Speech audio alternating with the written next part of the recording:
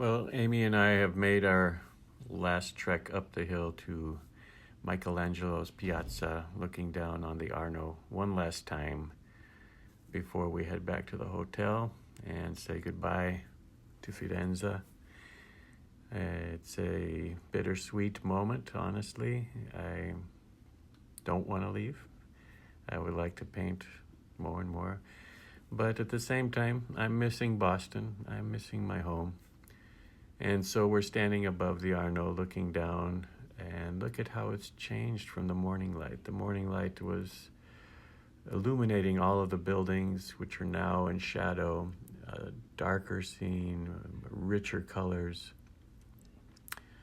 And it's an interesting experience. I recommend it to anyone to return to the same motif in a different light or a different time of day, to observe the same motif again, paint it again. We know Monet was doing this quite a bit with his series of paintings, the haystacks,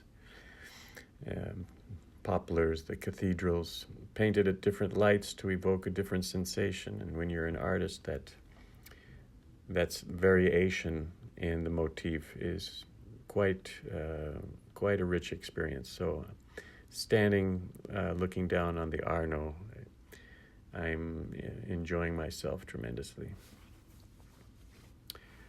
And it's been a long day of walking, and I do a quick sketch, and I'm reliving the painting as I painted back in Boston. This scene denotes, stronger tones and a lot of warmth to the tones. Even in the shadows, I want to capture the feeling that light is bouncing back up into these buildings, and that the sun is giving all the buildings this late afternoon warmth. So you see, I established the cool tone in the water first, of the Arno that passes under the Ponte Vecchio, and I'm surrounding that with a lot of reds and siennas. These tones, these colors, I should say, are going to impart a high degree of unity to the whole painting. In fact, they're so prevalent that they're going to hold the painting together. Once that underpainting dries, and in this case I let it dry fully so that I could return with some strong, hard edges, especially in the lower sections, to capture the brilliance of the light, I follow that with a muted gray composed of a blue and a red. So even in these cooler colors, I'm using a lot of perhaps alizarin or cad red to warm them up. And there's a lot of repeated shapes in this particular painting. Repeated shapes of the faces of the buildings, or archways for the bridges, the feeling of rooftops, repeated shapes or patterns. This is another way to create unity within your painting. And in the long run, it's what we strive for. Any artist, any medium gains strength if it's a unified piece. And some parts, there are points in the painting where it feels ununified, it feels fragmented, and these parts or these moments are quite uncomfortable. It's not really until the end in this painting and many paintings that we start to see that it can be resolved, that we can bring unity back into the painting. Of course, the most unified state of any painting is when it's just the white paper. And as soon as we put a mark onto it, that unity is lost, and we're forever striving to regain unity. So we create imbalance, and then we balance it again, and we go back and forth in our painting doing this. When we add a new color, when we add a new shape, when we add a new tone, there's a moment of imbalance, or where it's kind of disjointed, and it's a uncomfortable feeling. And if you're new to painting, you think you've destroyed the painting, but most of the times you can regain that sense of unity, that sense of balance, by carrying that tone, that color, that shape to other parts of the paintings, other parts of the painting. And you want it to fit to your motif, so that's the artistic side, is how you extend that particular element to other parts in the painting. You can see the blue of the sky is now echoed in the blue of the water, and this creates a nice contrast to all the warm tones. Plus, it extends a sort of thread through the painting. The Arno becomes a thread leading us back and, in a sense, merges with the sky behind the buildings on the left-hand side.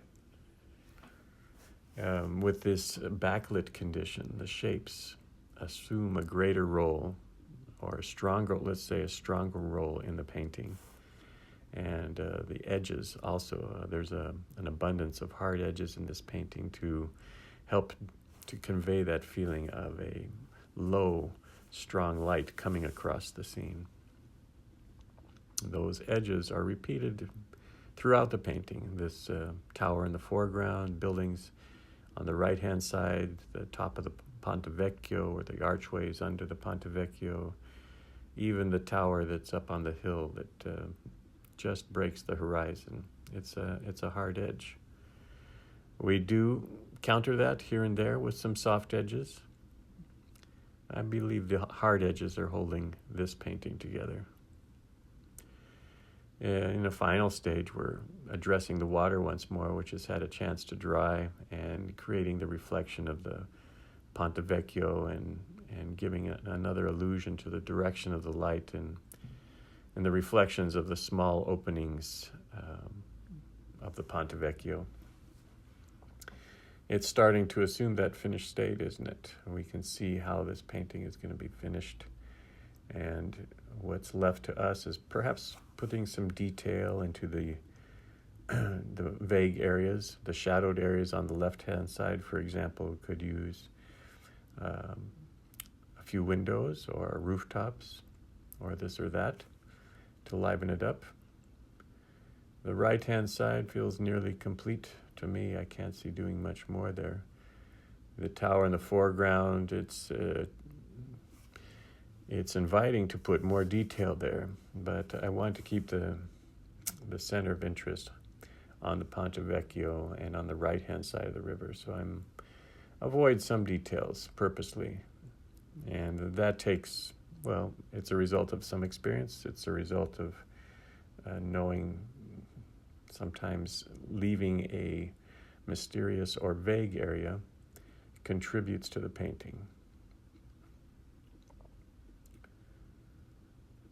These windows are starting to liven up the shadows as well as the rooftops, but I'm going to be hesitant to add all the windows. Certainly try to keep it to a minimum and see if we can finish the painting with less of that rather than more. And I think that'll give us the whole painting a stronger presence. When I was painting the sketch, I kept looking at my watch. I knew the train was going to be leaving from Firenze within a couple hours, but the scene was quite important to my whole experience, and I like to do that. I like to spend a day after a tour just by myself and remember all these beautiful things that we saw and painted. And I'm saying Addio, Firenze.